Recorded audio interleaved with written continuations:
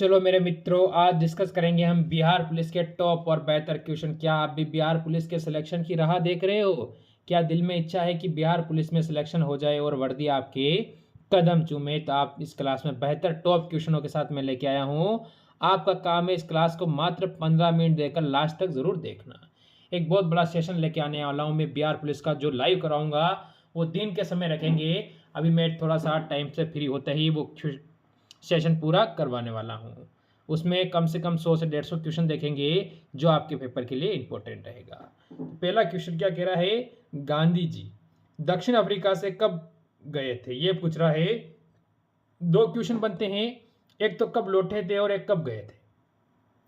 जिसे प्रवासी दिवस मनाते हो जब आते हैं तो आप सभी कहोगे मेरे स्टूडेंट कि महात्मा गांधी कब 1893, यानी ऑप्शन नंबर ए में तो गए थे, और 1915 बीच बीच में आए भी थे, पर 1915 में वापस लौटे थे। महात्मा गांधी मैंने पूरी क्लास करवा रखी है, देख लेना आप जाकर, अभी तक नहीं देखी हो तो। देखो क्वेश्चन क्या कह रहा है। पहली बार कांग्रेस का विभाजन हुआ था, यानी जब पहली बार कांग्रेस का विभाजन होके अन्य पार्टियों का निर्माण होने लगा था, वो शुरुआत कहां से हुई थी? यानी ऐसी कौन सी जगह थी जहां से कांग्रेस का विभाजन स्टार्ट हुआ था? कोलकाता, सूरत, मुंबई, कानपुर। मेरे बच्चे, मेरे भाई, मेरे दोस्त, आप सभी कहोगे सर सूरत अधिवेशन से कांग्रेस का विभाजन स्टार्ट हो चुका था। आगे बढ़ो अगले क्वेश्चन पर। सबसे कम उम्र में कांग्रेस का अध्यक्ष कौन बने? सबसे कम उम्र में, यह आपको ध्यान रखना है। जैसे कि यहां पर लिखा है महात्मा गांधी, तो महात्मा गांधी ने सिर्फ कांग्रेस अधिवेशन में सिर्फ एक बार भाग लिया था। वो लिया था कब? बेलगांव 1924 के अंदर वो अध्यक्ष बने थे। उसके बाद उन्होंने कहीं भाग नहीं लिया। पर जो सबसे कम उम्र में बने थे उनका नाम है मौलाना अब्दुल कलाम आजाद। यानी मेरे बच्चों ऑप्शन नंबर डी बिल्कुल सही है। अगला क्वेश्चन। जेल में भूख हड़ताल के कारण मृत्यु हो गई थी। लोग आजादी के लिए लड़ते हैं और हम उन्हें आज गालियां दे रहे हैं। ऐसे भी लोग इस दुनिया में जी रहे हैं। तो आपको बताना है जेल में भूख हड़ताल के कारण मृत्यु हुई थी, वो किसकी हुई थी? जतिन दास श्री की, यानी जतिन दास की जो मृत्यु हुई थी वो जेल में भूख हड़ताल के कारण हो गई थी। ये आपको ध्यान रखना है, क्योंकि जो अंग्रेजी कैदी थे उनको अलग टाइप का खाना दिया जाता, जो हिंदुस्तानी कैदी थे उनको खाने में परिवर्तन दिया जाता था। उसके कारण इन्होंने भूख हड़ताल की थी। ये आपको ध्यान रखना है। आगे बढ़ो। अगला क्वेश्चन कह रहा है खुशीराम बोस को फांसी कब दिया गया था? ये आपको बताना है। खुशीराम बोस, इनको जो फांसी दी गई थी वो कब दी गई थी?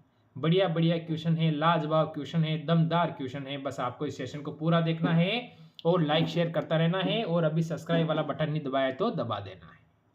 अब ऑप्शन है आपके सामने कि 11 अगस्त 1908, 13 अगस्त 1909, 11 अगस्त 1909, 11 अगस्त 1910। तो मेरे बच्चे जो ऑप्शन नंबर ए दे रहे हैं वो बिल्कुल सही है, 11 अगस्त 1908 के अंतर्गत। अगला क्वेश्चन हमें कहता है 1857 के विद्रोह को किस कवि ने देखा था? 1857 का विद्रोह नहीं कह सकते, ये तो विद्रोह शब्द ही इसने इतिहासकार ने गलत दे रखा है। बाकी 1857 यानी 1857 की इसे क्रांति कह सकते हो आप, या इसे आजादी का एक जश्न कह सकते हो, जिसमें आजादी के लिए हमारे लिए उन्होंने संघर्ष किया था। तो हम क्या कहेंगे? मिर्जा गालिब। यानी मेरे मित्र ऑप्शन नंबर ए बिल्कुल सही रहेगा। आगे बढ़ो अगले क्वेश्चन पर। टीपू सुल्तान की मृत्यु कब हुई थी? इनको शेर ए मशहूर भी कहा जाता है, टीपू सुल्तान। यह आपको ध्यान रखना है कि टीपू सुल्तान है, इनकी मृत्यु कब हुई थी। इसके बारे में अगर हमसे पूछता है तो 1790, 1795, 1799 और 1800 के अंदर। आखिरकार ऑप्शन ए, बी, सी और डी बताएंगे मेरे सारे दोस्त कि टीपू सुल्तान की मृत्यु हुई थी वो कब हुई थी। क्या कोई बच्चा बता सकता है कि टीपू सुल्तान की मृत्यु कब हुई थी? बिल्कुल आप बता सकते हो, ऑप्शन नंबर सी 1799 के अंदर इनकी मृत्यु हो जाती है। बढ़ो अगले क्वेश्चन पर। फूट डालो राज करो की नीति किसने शुरू की थी? फूट डालो और राज करो, यानी इनके बीच में फूट डालो राज करो की जो नीति थी वो शुरू करने वाला कौन था, ये आपको बताना है। अब बताएंगे यहां से मेरे दोस्त आप सभी का उत्तर क्या है। लॉर्ड लडहोजे, lord Curzon, lord Canning, lord Lytton, यानी फूट डालो और राज करो। ये बात चल रही है फूट डालो राज करो की नीति अपनाई गई थी 1905 के अंदर, ये आपको ध्यान रखना है, ये आपको विशेष करके। तो यहीं से जो हिंदू मुस्लिम के दंगे पैदा किए थे वो था लॉर्ड कर्जन, यानी दुनिया का सबसे मूर्ख आदमी, ये आपको ध्यान रखना है। Option number B. आगे बढ़ेंगे अगले क्वेश्चन की ओर। सुनामी शब्द की उत्पत्ति किस भाषा में हुई थी? ये आपसे पूछ रहा है सुनामी शब्द, जो सुनामी आती है ना आती है, वो शब्द किस भाषा का है? तो हम क्या कहेंगे, यहां से सुनामी शब्द है जापान का। अगर मैं इसका अर्थ बताऊं सुनामी का, तो सु का अर्थ होता है आपको पता है क्या, समुद्र। क्या होगा, समुद्र। सु का अर्थ होता है समुद्र। और इसने कहा नामी, जो नामी शब्द दे रखा है पीछे, इसका अर्थ क्या होता है पता है, लहर, या लहरें भी आप कह सकते हो, यानी सुनामी। समझे, समुद्र की लहरें यानी जब उठकर ऊपर आती है उसे हम सुनामी कहते हैं। आगे बढ़ो। पेट्रोलियम किस चट्टान से प्राप्त होता है? आपको पता है जैसे कि सऊदी अरब, दुबई, इधर ये क्या होता है, पेट्रोल है। रूस के इधर या जो पेट्रोल निकलता है ये कौन सी चट्टानों से निकलता है, ये क्वेश्चन हमसे पूछ रहा है। अवसादी चट्टानें, रूपांतरी चट्टानें हैं, ग्रेनाइट है, संगमरमर है। तो हम क्या कहेंगे, हम कहेंगे सर कि ऑप्शन यानी ए, अवसादी चट्टानें। मेरे भाई मेरे दोस्त, आपको मेरी बात समझ में आ रही होगी और आसानी से क्वेश्चन आपको समझ में आ रहे होंगे। आगे बढ़ो। मोना लोहा सक्रिय ज्वालामुखी कहां पर स्थित है? मोना लोहा सक्रिय जो ज्वालामुखी वो कहां पर स्थित है? इटली में है। देखो इटली के अंदर तो कोई होता नहीं, इक्वाडोर भी नहीं होगा, हवाई द्वीप में नहीं होगा, तो फिर होगा जापान में, यहां भी नहीं होगा। तो कौन सा ऑप्शन होगा? अरे मैंने सभी ना कर दिए, पर ऑप्शन नंबर सी यानी हवाई द्वीप में होती है कौन सी, सक्रिय ज्वालामुखी। आगे बढ़ेंगे अगले क्वेश्चन की ओर। रूस में, अभी रूस की ये बात चल रही है, रूस में बोल्शेविक क्रांति कब हुई थी? अब क्रांति के बारे में पूछ रहा, हाँ ये क्रांति ये चीज है ना, अच्छे शब्द है कि क्रांति है, आजादी के लिए लड़ना है, किसी चीज के लिए संघर्ष करना है, उससे आप द्रोह या विद्रोह कहते हैं, वो गलत बात है। तो हम कहेंगे 1915, 1917, 1920 और 1924। मेरे स्टूडेंट यहां से ऑप्शन नंबर बी 1917 बिल्कुल सही रहेगा। बढ़ो अगले क्वेश्चन की ओर। अगला क्वेश्चन आपके सामने। राष्ट्रवाद का मसीहा किसे माना जाता है? राष्ट्रवाद का जो मसीहा था वो किसे माना जाता है? राष्ट्रवाद का जो मसीहा है, जैसे कि महात्मा गांधी, हिटलर, मुस्तफा या नेपोलियन। तो राष्ट्रवाद की अगर यह बात चल रही है तो ये ध्यान रखना कि राष्ट्रवाद का मसीहा सिर्फ इसे किसे माना जाता है, हम सभी कहेंगे नेपोलियन। यानी ऑप्शन नंबर डी बिल्कुल सही है, नेपोलियन को ही राष्ट्रवाद का मसीहा माना जाता है। अष्टप्रधान मंत्रिपरिषद किसके शासनकाल में थी? यह बताना है किसके शासनकाल में क्या थी अष्टप्रधान मंत्री परिषद, किसके शासनकाल में थी? उस समय की बात चल रही है। तो हम यहां से क्या कहेंगे, जैसे कि नवरत्न है, ये अकबर के थोड़ी थे क्या? ये आपको ध्यान रखने, किसी को देखकर अगर कॉपी करना है तो वो अलग बात है, ये भी आप ध्यान रखते हो। आप बोलते हैं नवरत्न अकबर के थे, और अकबर के थोड़ी थे, अकबर से पहले किसके थे ये आपको पता होना चाहिए। तो ये चीजें हमें ध्यान रखने योग्य बातें हैं। तो यहां से जो हमारा उत्तर बन रहा है मेरे दोस्त, वो ऑप्शन नंबर डी शिवाजी होता है। आगे बढ़ो अगले क्वेश्चन पर। तुगलकनामा के लेखक कौन, ये बताना है। अब देखो आप, कोई आदमी किसी के बारे में लिख रहा है, जैसे कि हमारे साथ में कोई रह रहा है, हमारे बारे में लिख रहा है, तो मेरे हिसाब से लिखेगा ना, वो ये थोड़ी लिखेगा कि मैंने कौन सा युद्ध हारा है, कौन सा जीता है। वो ये लिखेगा मैंने कौन कौन सा जीता है, ये नहीं लिखेगा कौन सा हारा है। ये आपको ध्यान रखना है। तो आप सभी कहोगे अमीर खुसरो। मेरे भाई ऑप्शन नंबर सी आपका यहां से बिल्कुल सही है। आगे बढ़ो। शिवाजी के आध्यात्मिक गुरु कौन थे? ये क्वेश्चन मैं पहले करवा चुका हूं कि शिवाजी के आध्यात्मिक जो गुरु थे, गुरु कौन थे, ये आपको बताना है।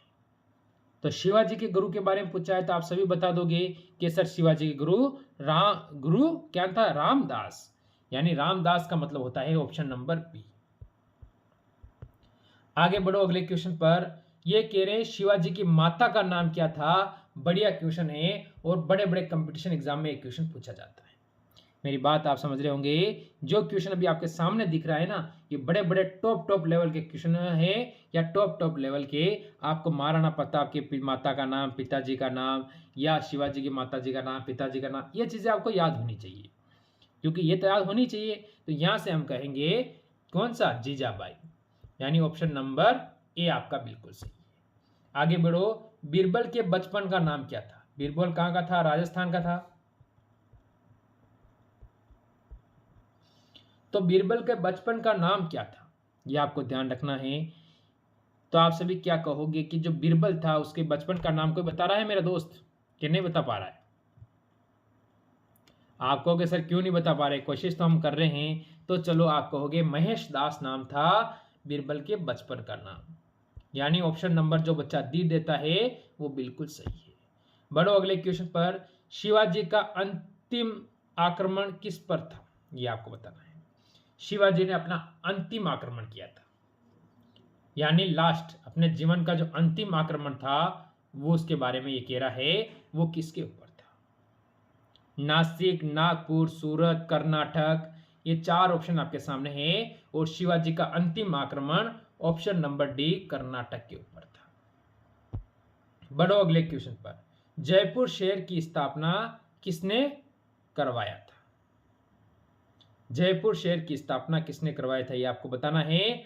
तो आप क्या कहोगे? अब हमारी बात हो रही जयपुर, तो क्या कहेंगे?